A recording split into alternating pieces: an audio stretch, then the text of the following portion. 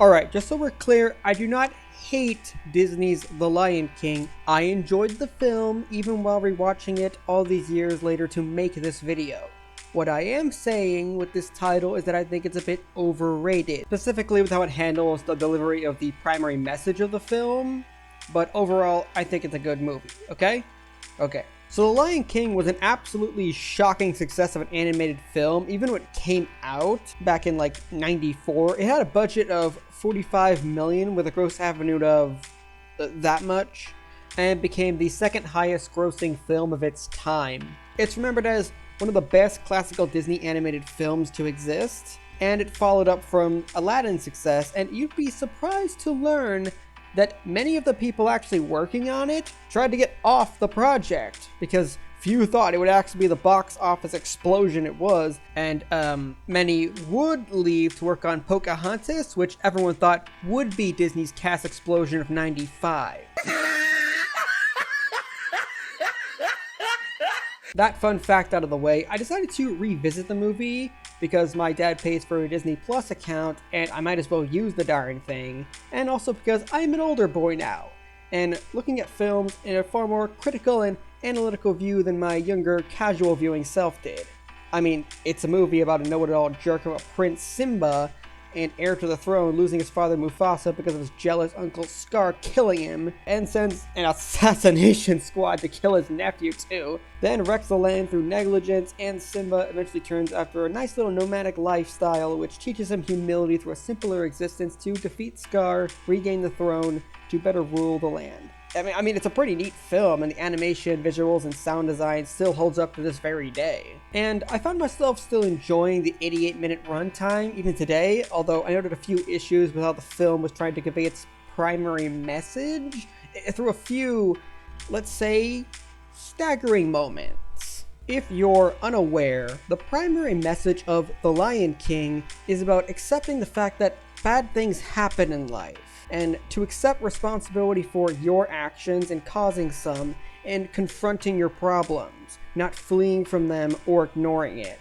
Simba loses his father, believing he killed Mufasa by causing a stampede of wildebeest. He was practicing his roar in a canyon when it happened, then fleeing the kingdom at the behest of his uncle Scar, who says everyone will now hate him for what he has done. Simba flees and meets Timon and Pumbaa, who share their philosophy of Hakuna Matata, which is about not worrying about past events and just going with the flow. Simba does that from a kid to adulthood until his childhood friend Nala, who explains the kingdom is in ruins because of Scar and his actions, and she needs Simba to come back and retake the throne because he is the king and it's his duty. And Simba doesn't want to go because he still feels guilt for quote-unquote killing his father, and just wants to keep following his Hakuna Matata philosophy of just ignoring the past and present concerns and just going with the flow away from the pain, only to be convinced otherwise by the monkey shaman guy, an old friend of his father, that brings him into a meeting with Mufasa's spirit, who tells Simba he needs to stop running from who he is and become the king the land needs right now.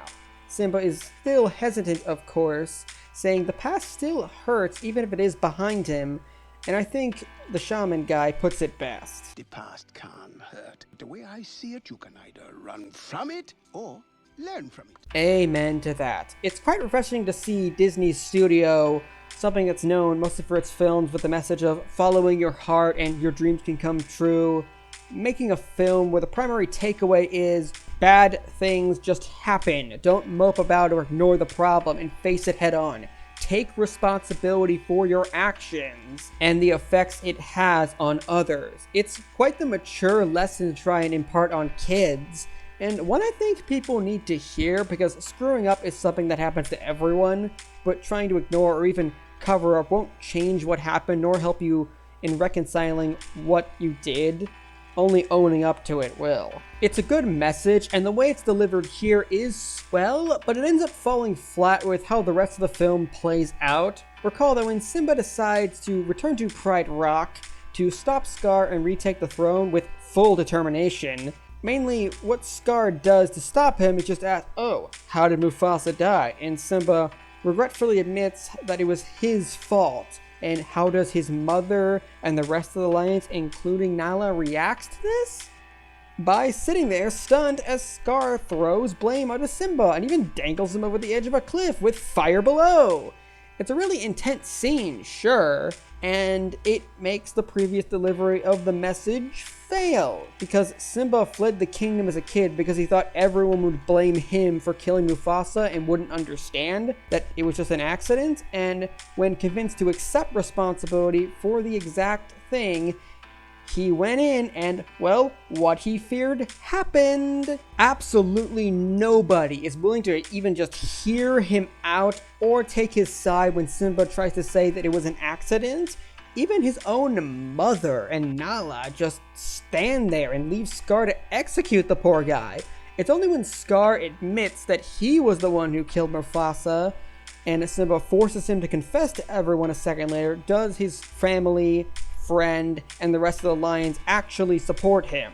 Not because he accepted responsibility, but because he got someone else to admit they were at fault, not him. Oh yeah, and let's not forget that last part. Simba did not kill Mufasa. Scar and his hyena allies started the stampede, and it was just a coincidence that Simba's roar happened seconds before it started to make him think it was his fault.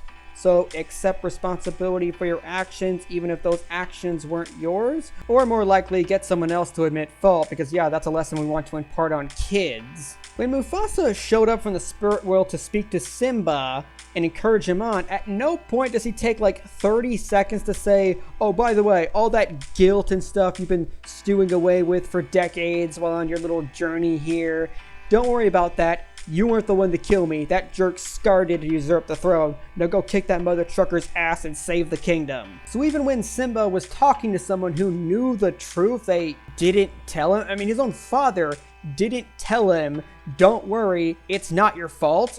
Why? Is it because that if someone did, we wouldn't have that tense moment at the climax where Scar is holding Simba over that cliff edge?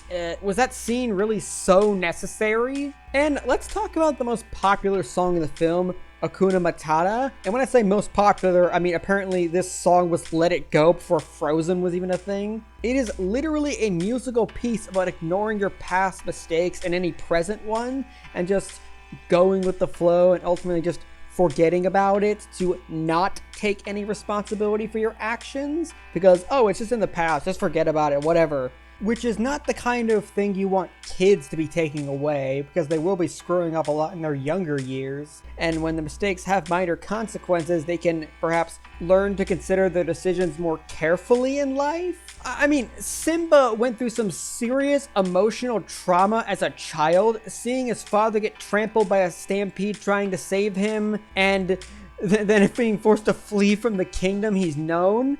And the first two people he meets advice to him is just, oh, just bottle all that trauma up and just forget about it. Simba might have turned out okay, which is good, but I don't think people realize just how damaging this idea of Hakuna Matata can be to a young mind who doesn't realize that don't worry about it, bottle it all up, or throw it away won't end the pain. It just pushes it off till later, and only recognizing and working through the pain can it end. The message of shit happens, so don't mope and accept responsibility for the mistakes you've made and face the issue head on is the good one here.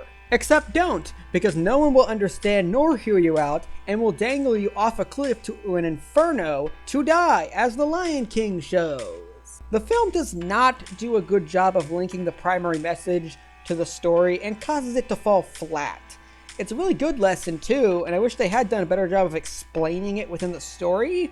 It's still a great film to watch. I most certainly enjoyed this rewatch, but I still think that it was overrated at the time of its release, and even today, because of the plot staggering like this. So I personally would not call this the masterpiece others do, but I still enjoyed watching it, and I would most certainly recommend it to anyone who hasn't watched it.